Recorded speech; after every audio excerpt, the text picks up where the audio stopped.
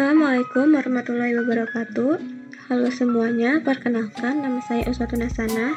Saya mahasiswi dari Universitas Muhammadiyah Tangerang, program studi akuntansi. Di sini saya akan menjelaskan bagaimana sih cara mengolah data menggunakan Fuse. Sebelumnya saya akan menjelaskan apa itu Fuse terlebih dahulu. Fuse adalah suatu program komputer yang digunakan untuk mengolah data statistik dan data ekonometri. Fuse ini dapat kita gunakan untuk menyelesaikan masalah yang berbentuk time series, cross section, maupun data panel. Selanjutnya, untuk mendownload Fuse ini sendiri, saya mendownloadnya melalui fuse.com. Karena saya sudah mendownload aplikasi tersebut, saya akan langsung membukanya saja.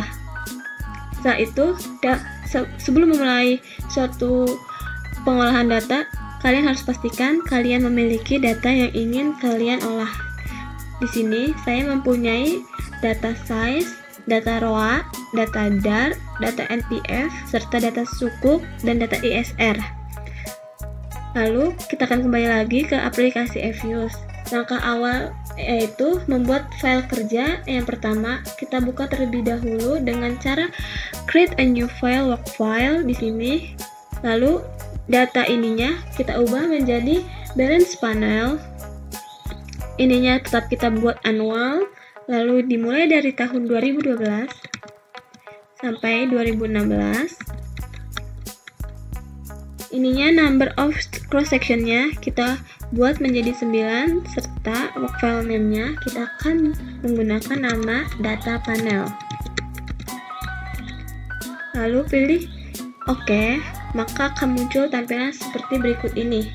Dan untuk membuat template variabel penelitian, dalam hal ini saya menggunakan 6 variabel yang sebelumnya sudah saya tunjukkan, seperti variabel size, ROA, DAR, NPF, sukuk, dan ISR.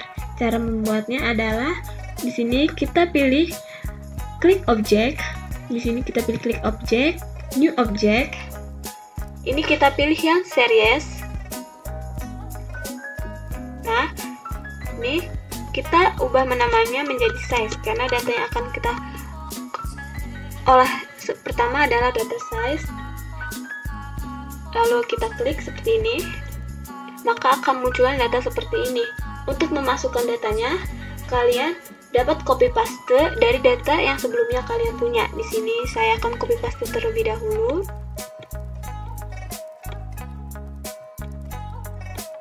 Di sini saya akan copy paste secara manual.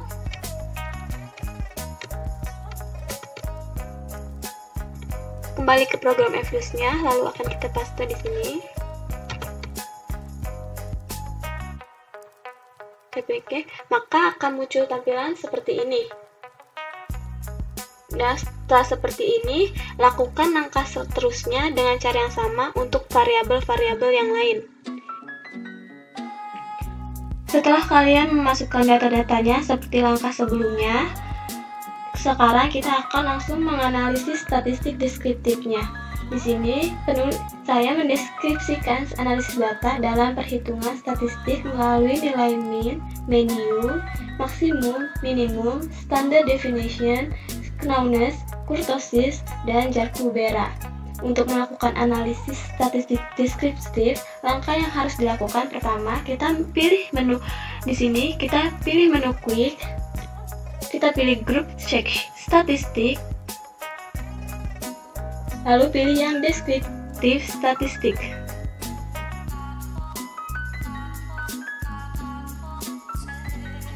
Lalu pilih yang common sample. Nah, akan muncul tampilan seperti ini. Di sini kita langsung tulis saja data-data yang sebelumnya kita sudah tulis, seperti ada ISR, ada size, ada ROA, ada DAR,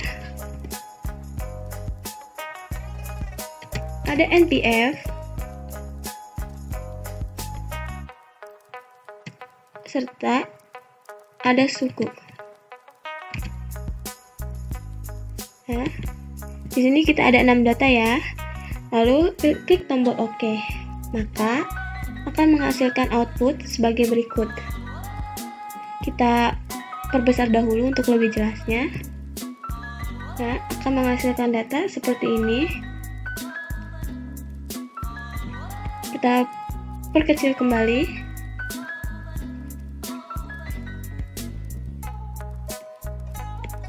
Ini kita perkecil kembali.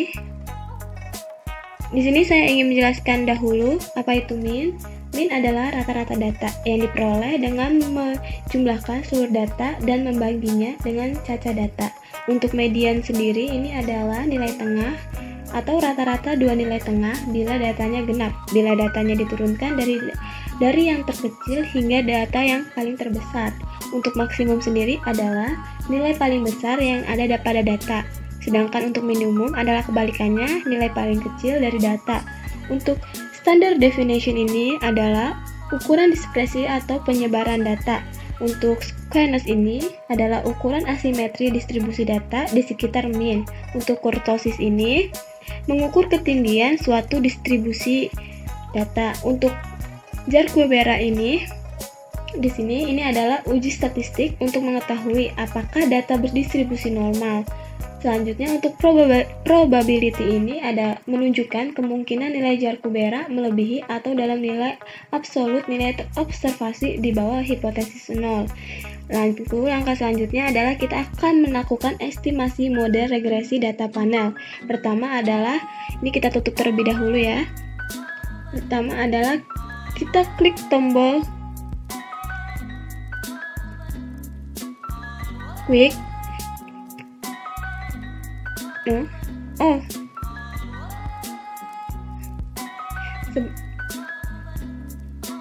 Sebelum itu kita save datanya terlebih dahulu dengan klik nama. Di sini saya akan tetap menamakan dengan nama grup 1, lalu kita pilih OK.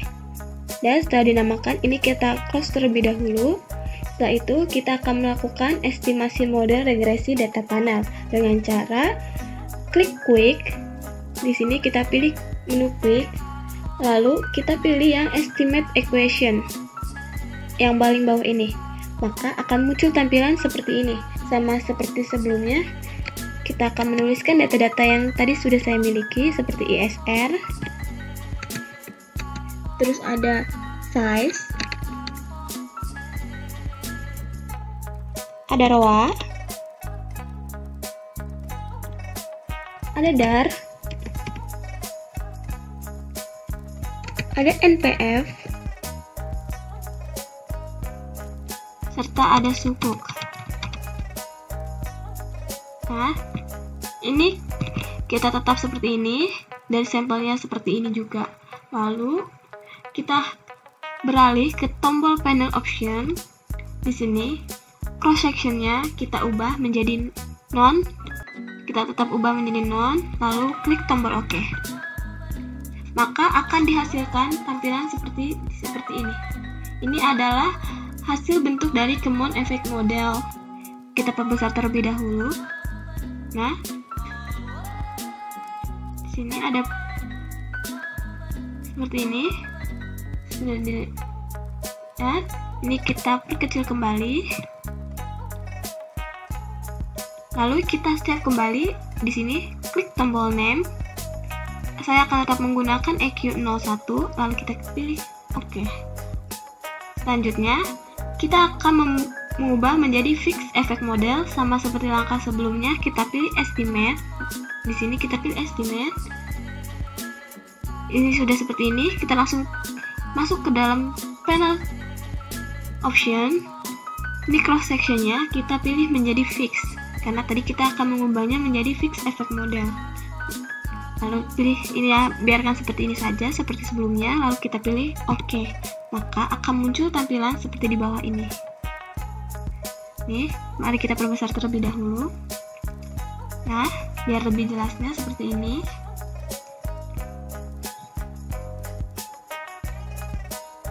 Ini kita perkecil kembali. Untuk membuat random effect model sama seperti sebelumnya, kita pilih estimate, lanjut saja ke tombol panel option, kita ini ubah menjadi random, Ini biarkan seperti sebelumnya. Klik tombol OK. Maka akan dihasilkan bentuk random efek model seperti ini. Kita perpesat terlebih dahulu. Nah, seperti ini. Lalu selanjutnya kita akan melakukan teknik pemilihan mode regresi data panel. Untuk uji ini, pertama saya akan melakukan uji chow. Uji chow ini adalah untuk memilih model yang digunakan apakah sebaiknya menggunakan common effect model atau fixed effect model. Pengujian ini dapat dilihat pada nilai probabilitas atau cross section F-nya dan cross section T-square-nya dengan hipotesis sebagai berikut.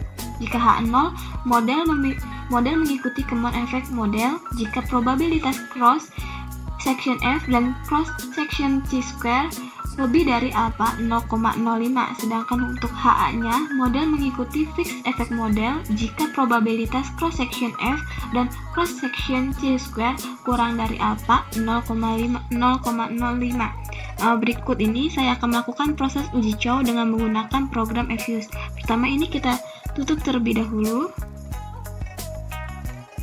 Nah, ini kita klik menu EQ1 dalam ini. Maka akan muncul seperti ini. Kita buka estimate kembali seperti ini.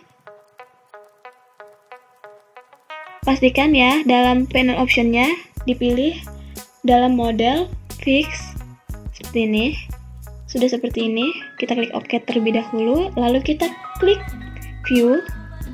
Kita klik view di sini, kita pilih fix random effect testing dan kita pilih yang Redundant Fixed Effect like click hole ratio. Nah, akan muncul tampilan seperti ini. Seperti ini. Nah, di sini berdasarkan hasil perhitungan yang ini,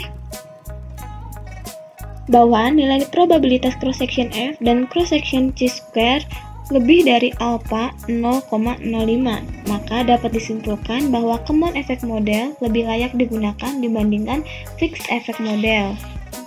Lalu selanjutnya kita akan melakukan uji Hausman. Uji Hausman ini digunakan untuk memilih model yang digunakan apakah sebaiknya menggunakan random effect model atau fixed effect model. Pengujian ini dapat dilihat pada nilai probabilitasnya. Cross sectionnya random dengan hipotesis sebagai berikut. Jika H0, model mengikuti random effect model. Jika nilai probabilitas cross sectionnya lebih dari alpha 0,05, sedangkan untuk H-nya, model mengikuti fixed effect model jika nilai probabilitas cross sectionnya kurang dari alpha 0,05. Untuk melakukan proses uji Hausman ini, pertama kita ubah dulu ini estimate-nya menjadi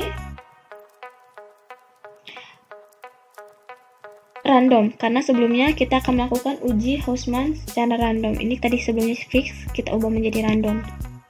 Kita klik tombol OK, lalu ini sudah menjadi random ya.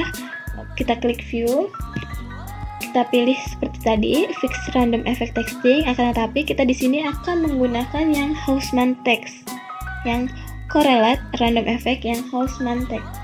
Maka akan dihasilkan data seperti berikut ini. Nih, berdasarkan hasil perhitungan di sini, nilai probabilitas cross section lebih dari 0,05, maka dapat disimpulkan bahwa random effect model lebih layak digunakan dibandingkan fixed effect model. Selanjutnya, kita akan melakukan uji Lagrange multiplier. Uji Lagrange multiplier ini digunakan untuk memilih model yang digunakan apakah sebaiknya menggunakan random effect model atau common effect model. Pengujian ini dapat dilihat pada nilai probabilitas bersepangannya dengan hipotesis sebagai berikut. Jika H0, model mengikuti common effect model jika nilai probabilitas cross sectionnya bersepangannya lebih dari alpha 0,05, sedangkan untuk H-nya, model mengikuti random effect untuk HA-nya, model mengikuti random effect model jika nilai probabilitas cross section bersepangannya kurang dari alpha 0,05. Sama seperti sebelumnya di sini, kita pilih estimate dulu. Kita ubah dulu menjadi non karena sebelumnya ini random ya. Ini kita ubah menjadi non. Klik OK. Nah, ini kita klik view-nya. Seperti sebelumnya, kita akan pilih fix random effect testing, tapi di sini kita pilih yang language multiplier. Maka akan dihasilkan data output seperti ini. Nah, di sini kita lihat ininya, beruspangannya berdasarkan hasil perhitungan di atas, nilai probabilitas correction-nya beruspangannya lebih dari 0,05. Maka dapat disimpulkan bahwa common effect modelnya lebih layak digunakan dibandingkan random effect modelnya. Jadi kesimpulan dapat diambil dari model regresi data panel yang digunakan adalah yang pertama ada uji Chow. Uji Chow ini tadi pengujiannya common effect model dengan fixed effect model, maka dihasilkan common effect model. Sedangkan untuk uji Hausman, tadi kita uji cobanya adalah random effect model dengan fixed effect model, maka akan dihasilkan random effect model. Sedangkan untuk uji Lagrange multiplier-nya, tadi yang itu bahwa kita pengujiannya common effect model dengan random effect model, maka akan dihasilkan common effect model. Berdasarkan hasil ketiga pengujian yang sudah dilakukan itu, maka dapat disimpulkan bahwa model regresi data panel yang akan digunakan dalam uji hipotesis dan persamaan regresi data panel adalah model common effect model. Selanjutnya ada uji asumsi klasik. Di uji asumsi klasik adalah persyaratan statistik yang harus dipenuhi pada analisis regresi yang menggunakan pendekatan ordinary least squared atau OLS dalam teknik estimasinya. Dengan demikian, perlu atau tidaknya pengujian asumsi klasik tergantung pada hasil pemilihan estimasi mode regresinya. Dalam regresi data panel, model yang berbasis ordinary least squared adalah common effect model dan fixed effect model. Dengan demikian, perlu dilakukan uji asumsi klasik apabila model regresi yang digunakan dalam bentuk common effect model atau fixed effect model. Sebaliknya, apabila persamaan regresi lebih cocok menggunakan random effect model, maka tidak perlu dilakukan uji asumsi klasik. Karena random effect model menggunakan pendekatan general least squared dalam teknik estimasinya. Uji asumsi klasik ini terdiri dari uji linearitas, autokorelasi, multikolinearitas, dan normalitas. Walaupun demikian, tidak semua uji dilakukan dalam regresi data panel, hanya uji multikolinearitas dan heterokedasitas saja yang diperlukan. Yang pertama, kita akan melakukan uji multikolinearitas. Ini kita tutup terlebih dahulu ya. Nah, untuk uji multikolinearitas perlu dilakukan pada regresi yang menggunakan lebih dari satu variabel bebas. Hal ini untuk mengetahui apakah terjadi hubungan saling mempengaruhi antara variabel bebas yang diteliti. Selanjutnya saya akan menunjukkan bagaimana sih proses uji multikolinearitas ini dengan menggunakan program Fuse. Pertama, kita klik quick di sini, kita pilih grup statistik di sini, lalu kita pilih yang correlation di sini, maka akan dihasilkan tampilan seperti ini, sama seperti sebelumnya. Saya akan menuliskan data-data yang saya punya seperti data size, data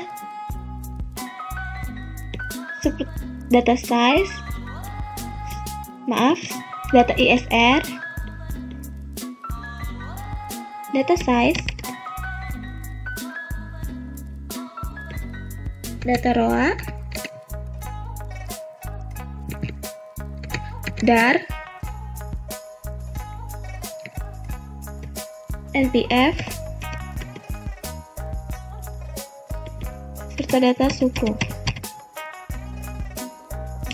Setelah seperti ini, kita klik tombol OK, maka akan menghasilkan output seperti berikut ini.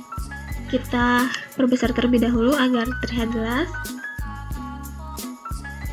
Nah, dari output ini dapat dilihat tidak terdapat variabel independen yang memiliki nilai lebih dari 0,8, sehingga dapat disimpulkan tidak terjadi multikolinearitas dalam mode regresinya. Selanjutnya kita akan melakukan uji heterokedasitas. Uji ini dilakukan untuk mengetahui ada atau tidaknya ketidaksamaan varian dari residual mode regresi data panel. Berikut ini saya akan mencontohkan bagaimana melakukan uji ini dengan menggunakan program Fuse. Sama seperti sebelumnya, klik bersama pada menu EQ1 ini, dalam log file, kita pilih menu view-nya, kita pilih yang residual diaksonistik ini, lalu kita pilih yang cross section dependence test. Nah, maka akan dihasilkan output sebagai berikut ini. Di sini keputusan terjadi atau tidaknya heterokedasitas pada model regresi adalah dengan melihat nilai probabilitas bersepangannya dengan hipotesis sebagai berikut. Jika H0, probabilitas bersepangannya lebih dari alfa 0,05. Jika probabilitas bersepangannya kurang dari alfa 0,05.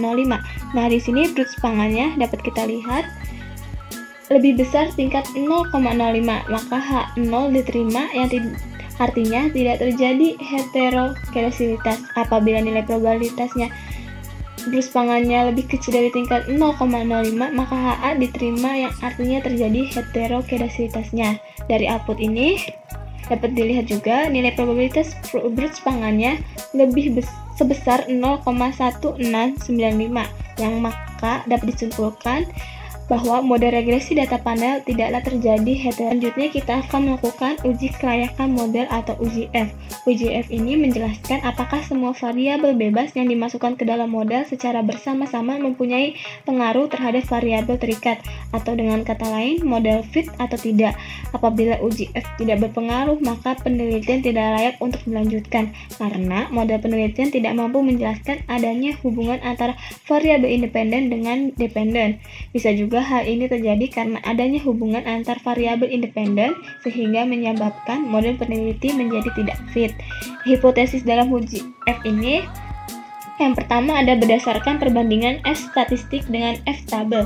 Jika nilai F statistik lebih dari F tabel, jika nilai F statistik kurang dari F tabel, dan berdasarkan probabilitasnya, jika H0, jika nilai probabilitas F statistiknya lebih dari alfa 0,05, dan jika H-nya, jika nilai probabilitas F statistiknya kurang dari alfa 0,05. Untuk melakukan uji ini, pertama kita klik persamaan pada menu EQ01 ini. Sebelumnya nih kita buka kembali. Nah, ini kita buka kembali. Buka estimate.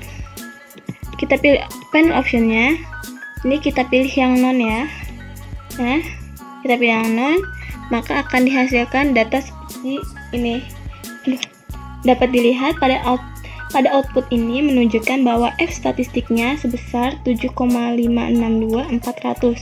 Sementara F tabel dengan tingkat alfa sama dengan 5%, DF1 K-1 sama dengan 5, dan DF2 N kurang K sama dengan 39. Didapat nilai F tabelnya sebesar 2,45583. Dengan demikian, F statistik ini lebih dari F tabel yang 2,45583, dan nilai probabilitas F statistiknya adalah 0,000048 kurang dari 0,05, maka dapat disimpulkan bahwa HA diterima. Maka dengan demikian dapat disimpulkan juga bahwa variabel-variabel independen dalam penelitian ini yang terdiri dari size, ROA, DAR, NPF, dan sukuk secara bersama-sama memiliki pengaruh terhadap ISR. Selanjutnya kita akan melakukan koefisien determinasi. Di sini koefisien determinasi menjelaskan seberapa jauh kemampuan model regresi dalam menerangkan variasi variabel bebas mempengaruhi variabel terikat. Semakin besar hasil R² akan semakin baik, karena hal ini mengidentifikasi semakin baik variabel independen dalam menjelaskan variabel dependen. Nilai R² berada antara 0 sampai 1 dengan penjelasan sebagai berikut. Jika nilai R² harus berkisar 0 sampai dengan 1. Jika nilai R² sama dengan 1, berarti naik atau turunnya variabel terikat atau variabel Y 100% dipengaruhi oleh variabel bebas atau variabel X. Jika nilai R²-nya sama dengan 0, berarti tidak ada hubungan sama sekali antara variabel independen terhadap variabel yang lainnya.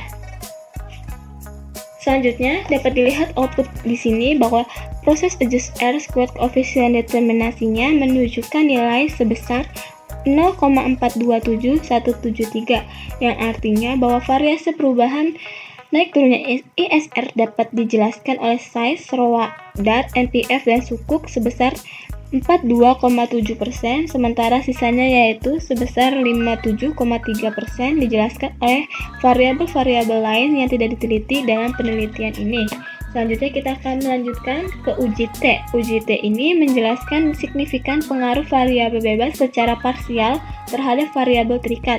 Hipotesis dalam uji T ini adalah jika H0, nilai T statistik lebih besar daripada T tabel, sedangkan jika HA, nilai T statistik lebih kecil daripada nilai T tabel, dan berdasarkan probabilitasnya, jika H0, nilai probabilitas lebih besar alpha 0,05, dan jika H-nya, dapat dilihat pada output ini.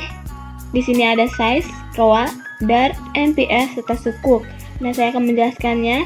Jika tes statistik ukuran perusahaan size sebesar 5,34258, sementara T tabelnya dengan tingkat alpha 5%, DF-nya N kurang K sama dengan 39, didapat nilai T tabel sebesar 2,0226 sebesar. Dengan demikian, tes statistik size 5,34258 ini lebih besar daripada T tabel yang 2,02269 dan nilai probabilitasnya adalah 0,0000 lebih kecil daripada 0,05. Maka dapat disimpulkan bahwa variabel ukuran perusahaan atau size ini dalam penelitian ini memiliki pengaruh terhadap pengungkapan ISR. Selanjutnya, untuk nilai koefisien regresi variabel size sebesar 0,0009, hal ini menggambarkan bahwa variabel size berpengaruh positif terhadap ISR. Dengan demikian, setiap kenaikan satu kesatuan variabel size maka akan menaikkan nilai variabel ISR atau konstatanya sebesar 0,069. Untuk nilai tes statistik ROA, di sini kita melihat 0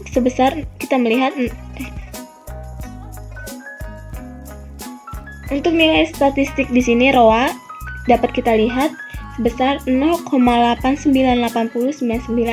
sementara T tabel dengan tingkat alpha 5%, DF N kurang K sama dengan 39 dapat dinilai T tabel sebesar 2,02269. Dengan demikian, tes statistik ROA minus 0,898099 ini lebih kecil daripada T tabel yang 2,02269 dan nilai probabilitas 0,3746 lebih besar daripada 0,05. Maka dapat disimpulkan bahwa variabel return on asset atau ROA-nya dalam penelitian ini tidak memiliki pengaruh terhadap pengungkapan ISR. Selanjutnya ada statistik DAR di sini sebesar 1,407353. Sementara T tabel dengan tingkat alpha 5%, DFN kurang K sama dengan 39 didapat nilai T tabel sebesar 2,02269. Dengan demikian, tes statistik DAR ini yang 1,407353 lebih kecil daripada T tabel yaitu 2,02269 dan nilai probabilitasnya 0,1672 ini lebih besar 0,05.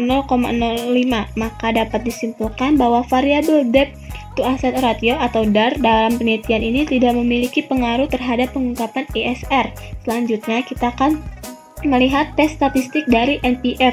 Di sini NPF-nya sebesar 2,371637, sementara T tabel dengan tingkat A sama dengan alpha sama dengan 5%, DFN kurang K sama dengan 39 didapat nilai T tabel sebesar 2,02269. Dengan demikian, tes statistik dari NPF ini yang minus yang 2,371637 ini lebih besar daripada T tabel yang 2,02269 dan nilai probabilitas dari NPF ini yang 0,0227 lebih kecil 0,05. Maka dapat disimpulkan bahwa variabel NPF ini dalam penelitian ini memiliki pengaruh terhadap pengungkapan ISR. Nilai koefisien regresi variabel NPF sebesar minus 1,907. Hal ini menggambarkan bahwa variabel DAR berpengaruh negatif terhadap ISR. Dengan demikian, setiap kenaikan satu satuan variabel NPF maka akan menurunkan nilai variabel ISR atau konstantannya 0,489 sebesar minus 1,907. Selanjutnya kita akan melihat nilai statistik dari sukuk. Nilai statistik sukuk ini 0,386405, sementara T tabel dengan tingkat alfa 5%, DFN kurang K sama dengan 39, didapat nilai T tabelnya sebesar 2,02269.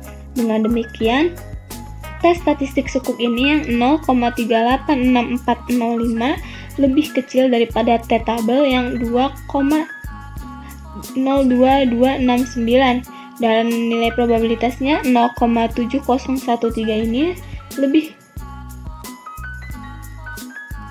besar daripada 0,05. Maka dapat disimpulkan bahwa variabel penerbitan sukuk dalam penelitian ini tidak memiliki pengaruh terhadap pengungkapan dalam ISR.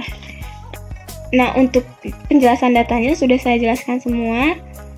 Di sini yang size, rawadar, NPF serta sukuk. Dan untuk pengolahan datanya saya cukupin sampai di sini. Bila ada tambahan kalian bisa langsung klik komen di bawah ini. Terima kasih. Assalamualaikum warahmatullahi wabarakatuh.